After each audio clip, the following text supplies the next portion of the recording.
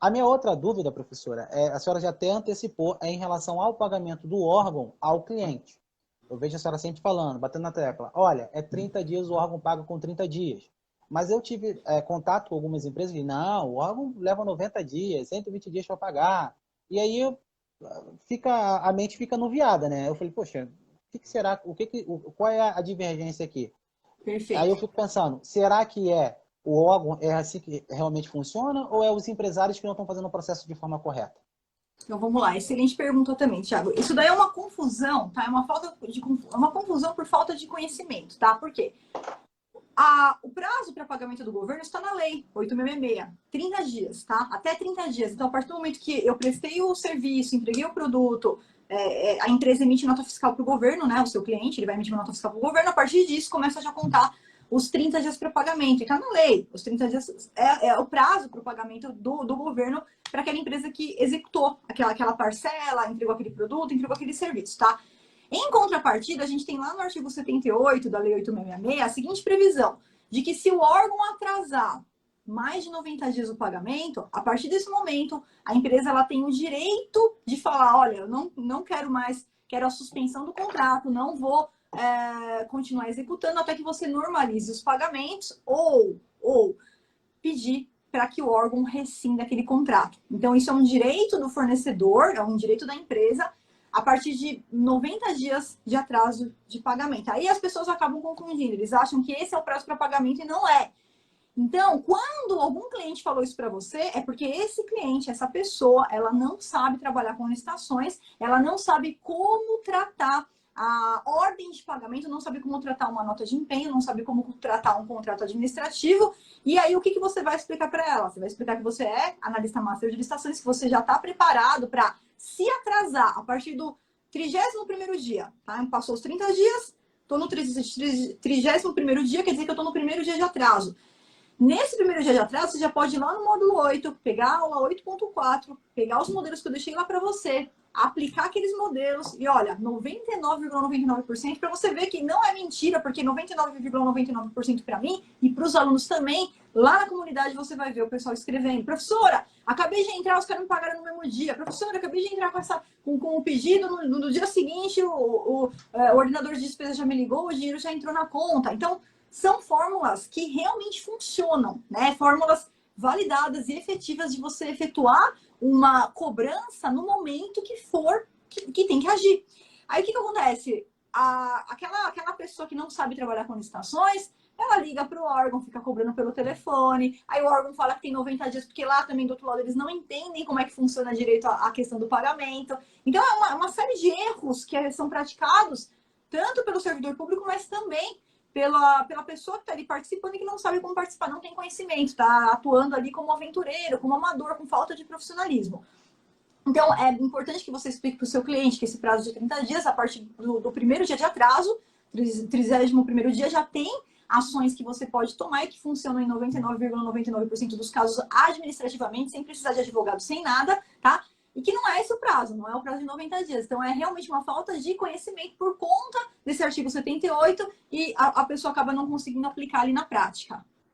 A outra pergunta, professora, é em relação ao atestado de capacidade técnica operacional. Uhum. Né? Eu tenho aqui um cliente, eu tive uma reunião essa semana com um cliente, né? Um futuro cliente, né? Ele tem uma empresa de obras e ele presta serviço para uma outra empresa que essa sim tem contratos com o governo. Então, ou seja, ele é um terceirizado, né? Uhum. E aí, eu queria saber o seguinte, ele não tem esses atestados, né? É empresa nova. Essa empresa poderia emitir para ele esses atestados lá? Então, vamos lá. O que acontece no caso de obra? No caso de obra, Thiago, a gente tem que dividir essa questão do atestado em duas partes, tá? O primeiro são os atestados de capacidade técnico profissional.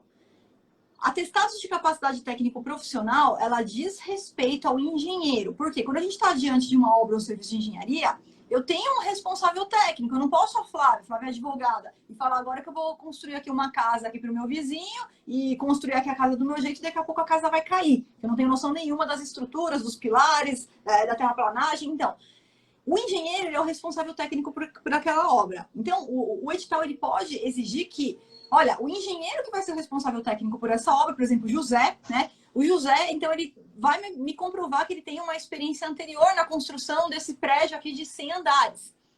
Então, ele pode pedir os atestados do profissional, do engenheiro nesse caso. Só que, além disso, também, o edital ele pode pedir os atestados de capacidade técnico-operacional. E aí, nós estamos falando da empresa. Eu tenho lá, JS Construtora, tá? JS Construtora. Quando a JS Construtora vai participar da licitação, de quem são esses atestados? Os atestados, eles precisam estar em nome da pessoa que vai participar da licitação. Então, se é a JS que vai participar, é a JS que vai ganhar, é a JS que vai assinar o contrato com o governo, daquele serviço, daquela obra. O atestado de capacidade técnica operacional, ela tem que citar a JS. Então, vamos supor que é um outro engenheiro, foi o Ricardo, foi o Alfredo, foi a Silvia, né, que é a engenheira daquele caso. Quando o engenheiro ele faz uma obra, faz um serviço, esse atestado ele sempre vai constar o nome do engenheiro e vai constar também a empresa que ele estava operando, né, no momento que foi feita aquela obra. Então, se foi a JS Engenharia, ainda que o engenheiro amanhã saia da empresa, a JS ela não perdeu a experiência. Ela não perdeu a experiência. A obra foi feita com a infraestrutura dela. Tinha engenheiro, mas foi a infraestrutura da JS. Então, a gente sempre vai utilizar esses atestados com capacidade técnico-operacional, onde está constando lá que foi pela JS. E do responsável técnico, se o edital pedir, eu também preciso apresentar os atestados em nome do engenheiro. Então, ainda que seu cliente aí ele seja terceirizado, vamos dizer o seguinte, então, a JS, ela faz serviços de engenharia e obras para várias empresas. Uma vez que ela faz, que é o caso aí do seu cliente, pega esses atestados com esses clientes, empresas privadas, isso vale sim como atestado de capacidade técnica. Ele vai conseguir apresentar e comprovar os requisitos do edital, tanto de capacidade técnica operacional, né, da empresa, quanto profissional do engenheiro. Vê se ficou claro para você, Thiago. Se não ficou, pode... Não, agora a senhora respondeu, por isso que eu levantei aqui a canetinha. Mas era isso mesmo, porque o que acontece? Esse cliente do meu cliente disse, não, eu não posso porque emitir esse atestado para vocês, porque sou eu que sou o prestador do contrato. E vocês são o meu prestador.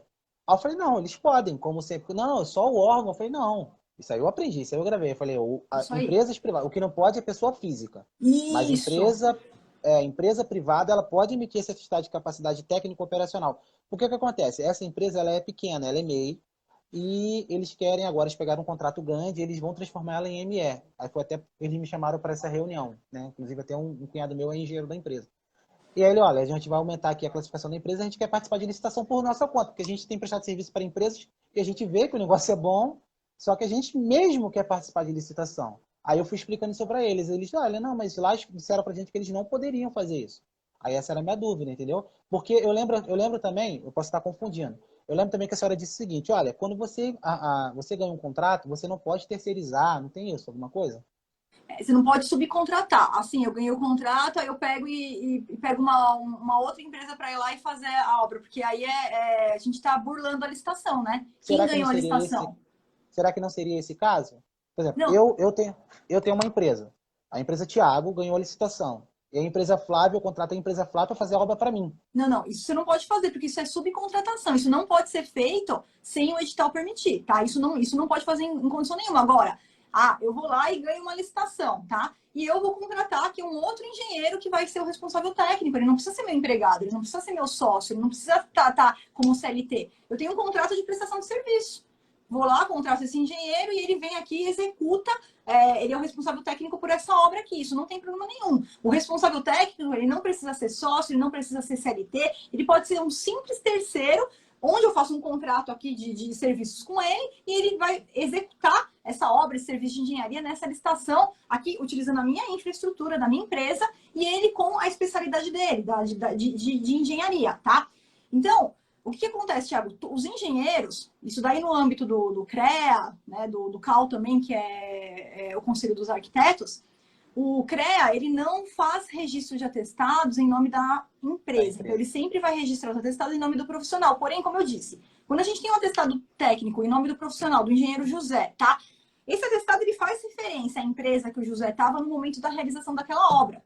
Então, se ó, nesse momento aqui, ó, abril de 2022, o José ele executou essa obra pela empresa do Tiago, a capacidade operacional sua já consta. Você utiliza o atestado dele, mas foi realizado com a sua infraestrutura, dentro da sua empresa, tá? Se amanhã ele sai, você não perde a sua experiência, tá? E ele também não. Ele vai levar para ele o histórico dele para onde quer que ele for. É a experiência dele, como atestado de capacidade profissional, tá? Técnico profissional. Agora, isso não se confunde com subcontratação, da empresa do Tiago ganhar a licitação e aí depois você vem e contrata a empresa da Flávia para executar. Isso não pode, né? Você ir lá e subcontratar, porque você estaria passando por cima da licitação, né? Você ganhou a licitação e você está jogando outra pessoa para executar.